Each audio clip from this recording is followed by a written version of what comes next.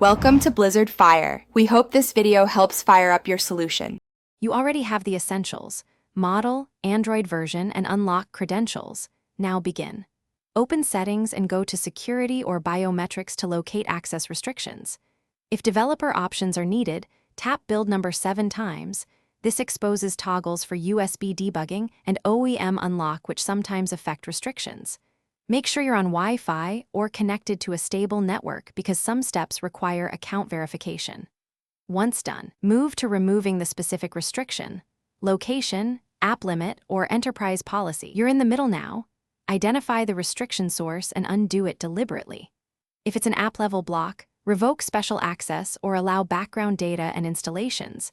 That clears most app behavior limits. For parental or screen time controls, turn off digital well-being limits and remove supervised accounts. This restores full functionality. If a company profile or MDM enforces policies, disable device admin permissions first. Then uninstall the management app.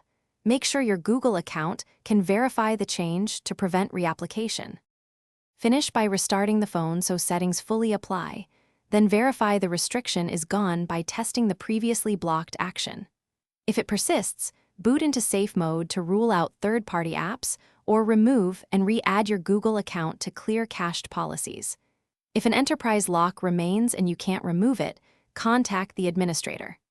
As a last resort, perform a factory reset after backing up everything. This will remove persistent restrictions, but requires signing in with the original account to pass factory protection.